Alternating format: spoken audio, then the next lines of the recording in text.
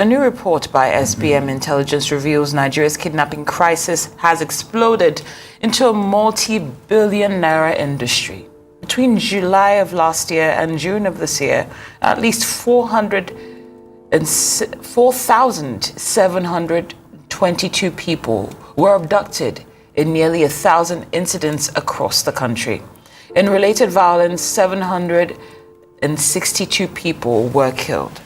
The report states kidnappers demanded a staggering 46 billion naira in ransoms, but ultimately secured over 2.5 billion naira. The Northwest region was identified as the epicenter, with Zamfara State recording the highest number of victims. The report describes kidnapping as a structured, profit-driven enterprise with networks that exploit weak security and poor economic conditions. It was noted that while ransom amounts in naira have grown, their dollar value has not kept pace due to inflation. The report also warns that Islamist groups are increasingly participating in the abduction economy, with proceeds funding insurgency. Arise News analyst Shobale joins us for a conversation about what has become a huge industry in Nigeria and how to address it. Good afternoon, Mr. Shobale. Many thanks. Good afternoon, Mr. Shobale. It's a pleasure being here as usual. Very disturbing numbers, very unfortunate situation. What's your first take on Well, this? it is a challenge to the Nigerian state, to governments, all the state governments, and to the federal government itself. But an article in this day, back page, Segun Adeni, the former secretary to Yaradua, he wrote an article. The title is "When the State Kneels Before the Gun." When the state kneels before the gun. And he said it's not his own title, that a young journalist wrote about what is happening in Katsina State.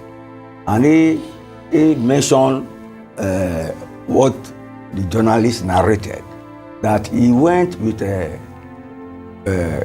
village chiefs, monarchs, and local government chairmen to the village, to the bush, to negotiate with Fulani militia, that's what they call them, and to promise them that they will give them certain things if they leave their people alone, and if they allow farmers to return to the farm and traders to go to the market and for life to be assured.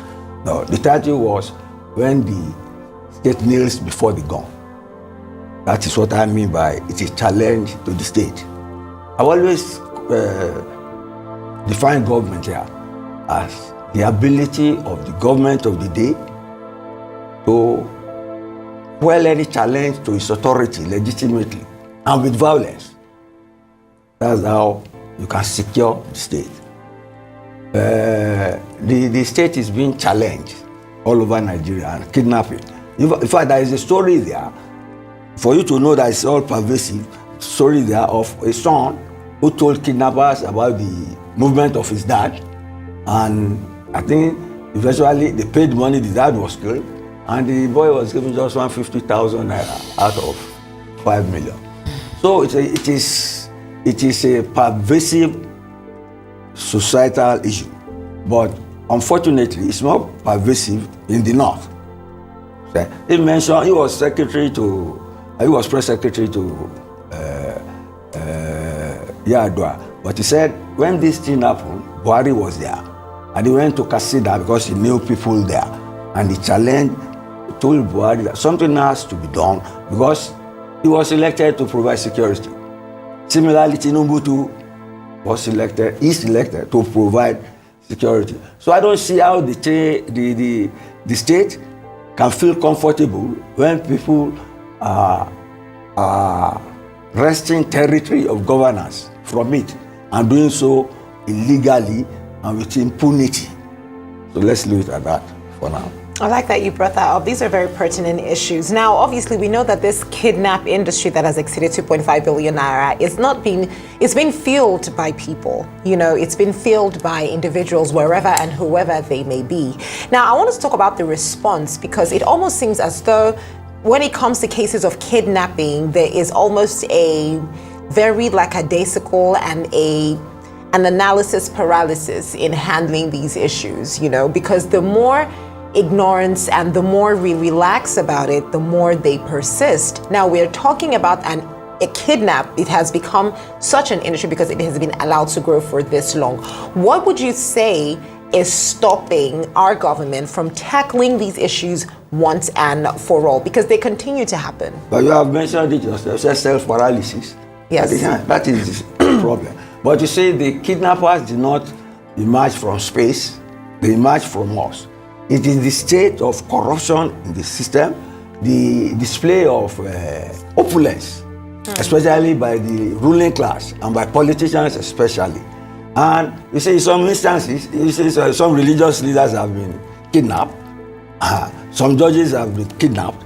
In the briefing there, you say there was a judge who was kidnapped and they paid 70 million naira or something like that. Where would somebody, if they did not know that that money was somewhere, how will they kidnap a person like that? It is an industry. It is an industry, and it is an industry that can be detected and brought down easily. It's like you have a fraud in the bank. Mm-hmm. It has to be, there must be an insider, there must be connivance, and then you can use technologies to track the money.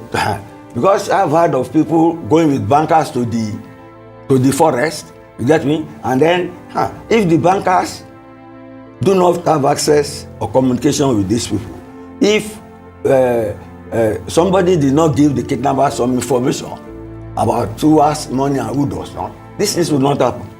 So it's collusion and connivance, and you say those in power now do not directly suffer because they have security protecting them. So I would say the attitude to it is lackadaisical. But I want to warn you. You see, we have always, the leaders, political leaders, democratic leaders, have always been afraid of military intervention. But this is subtle type of military intervention because they are ceding territory to bandits, kidnappers, and hoodlums. They are ceding territory. And unfortunately, it's almost all over the whole of the Sahel. You get me? Because the Sahel is a sprawling mass of territory, and policing governance does not stretch there. So there is a lacuna. It is this lacuna that political, social lacuna, that these bandits, these jihadists, these hoodlums, the such space that they take and provide governance to people in exchange for them paying, they take taxes from them, and they use that to further their nefarious activities. You see, we made the mistake sometime when we battered with those in the riverine areas and made them security operatives. That has emboldened them. You have seen one of them even challenging the state right now. So the policy was that you use a thief to chase the thief. But when the thief gets powerful, the thief can take on the state. Can take on the state. So we have made the error, but it is the business of government and it is a security problem. You have a national security advisor. These are areas they should look into. Let them read that Segmadeni's column today.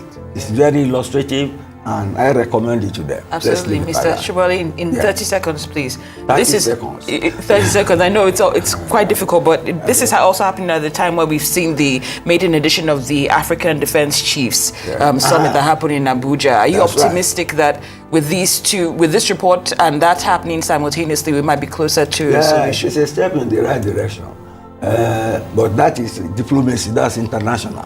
We are talking of internal terrorism now, because it's a form of terrorism, financial terrorism. That's what kidnapping is all about. Yes, if they coordinate, because okay, we have problems now. We have military regime in some area, but if they share information, create a special force for the Sahel, I think it will minimize some of these things.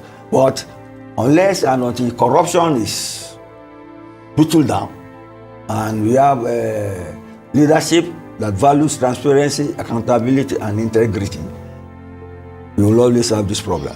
Because the opulence will always attract illegal people who don't want society to have peace and stability. That's just cross-up. It's about 30 seconds. Yes, you did well.